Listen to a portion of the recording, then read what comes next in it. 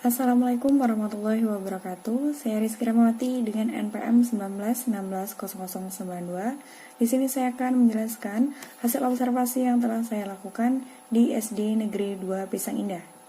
Adapun identitas sekolah, nama sekolah yaitu SD Negeri 2 Pisang Indah dengan NPSN 108100152, Provinsi Lampung, Kecamatan Bumiagung, Kabupaten Waikanan, Desa atau Kelurahan Pisang Indah, dengan Jalan Abiadun, kode pos 34782, dengan akreditasi B dan berdiri sejak tahun 1970 dengan status kepemilikan pemerintah daerah.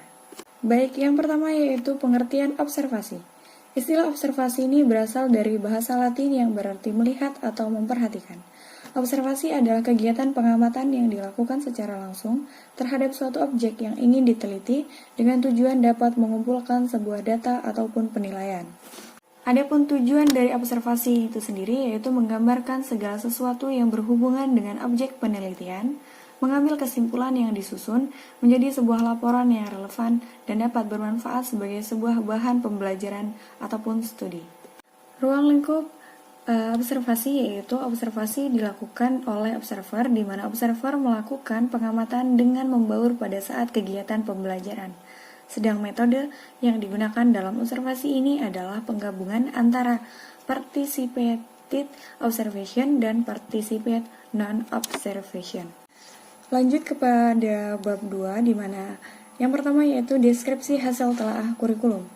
Kurikulum itu sendiri adalah seperangkat rencana dan pengaturan mengenai tujuan, isi, bahan pelajaran, serta cara yang digunakan sebagai pedoman penyelenggaraan kegiatan pembelajaran untuk mencapai tujuan pendidikan tertentu. Berdasarkan hasil observasi yang telah saya lakukan di SD Negeri 2 Pisang Indah, bahwasanya kurikulum yang digunakan adalah kurikulum 2013 dengan berpedoman pada kesesuaian silabus dengan standar kompetensi dan kompetensi dasar, di mana dengan menggunakan kurikulum ini diharapkan dapat memberikan kontribusi yang signifikan untuk mewujudkan proses berkembangnya kualitas potensi peserta didik untuk mencapai tujuan pendidikan tertentu. Yang kedua yaitu deskripsi strategi pembelajaran guru. Seperti yang dilakukan oleh Ibu Selasmi SPD selaku guru kelas 6 SD Negeri 2 Pisang Indah, dalam mengajar dalam pengamatan ini saya simpulkan bahwasanya strategi yang dilakukan oleh Ibu Selasmi ini adalah strategi pembelajaran peningkatan kemampuan berpikir. Strategi ini merupakan strategi pembelajaran yang menekankan pada kemampuan berpikir siswa, di mana dalam pembelajaran ini materi pembelajaran tidak disajikan begitu saja kepada siswa, akan tetapi siswa dibimbing untuk proses menemukan sendiri konsep yang harus dikuasai melalui proses dialogis yang terus-menerus dengan pemanfaatan media yang telah disiapkan oleh guru. Adapun metode yang sering digunakan oleh guru tersebut atau Ibu Selasmi ini adalah metode diskusi, metode tanya-jawab, dan juga metode pemberian tugas. Selanjutnya yaitu deskripsi pemanfaatan iptek dalam pembelajaran. Adapun pemanfaatan iptek di SD Negeri 2 Pisang Indah menurut saya merasa kurang begitu digunakan.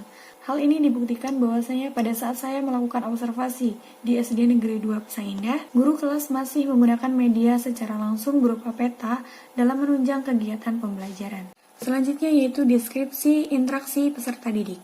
Dari hasil observasi yang telah saya lakukan, cara guru berkomunikasi terhadap peserta didik yang dilakukan di kelas yang dibimbing oleh Ibu Selasmi ini ditemukan bahwa strategi yang digunakan dalam berkomunikasi dengan peserta didik yaitu mengajak peserta didik untuk berpikir tentang materi apa yang akan disampaikan dan peserta didik tersebut tidak hanya diam mendengarkan guru akan tetapi juga ikut berkomunikasi serta berpartisipasi dalam pembelajaran dan guru serta peserta didik yang lainnya.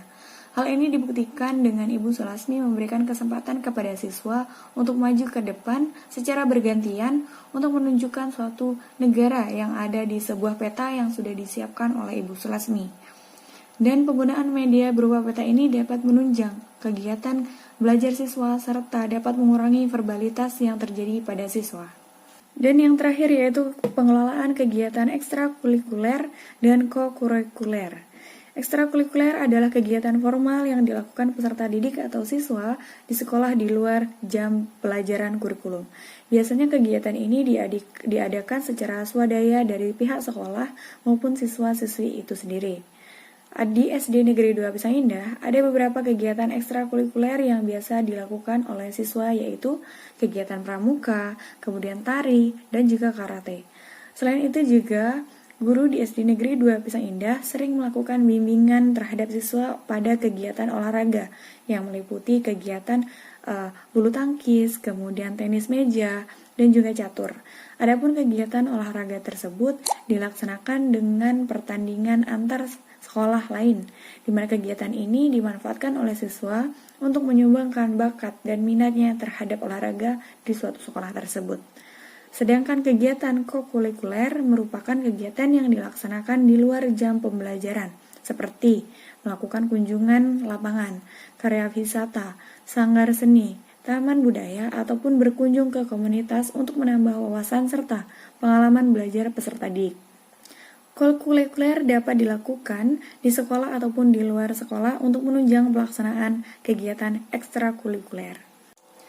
Dari hasil observasi yang telah saya lakukan di SD Negeri 2 Pisang Indah dapat disimpulkan bahwasanya suatu kegiatan yang sangat bermanfaat, di mana karena bisa memperoleh data ataupun informasi yang akurat langsung dari objek sasaran tersebut, dan juga dapat menambah wawasan juga pengalaman dari apa yang saya amati tentang proses pembelajaran yang terjadi di kelas khususnya sekolah dasar.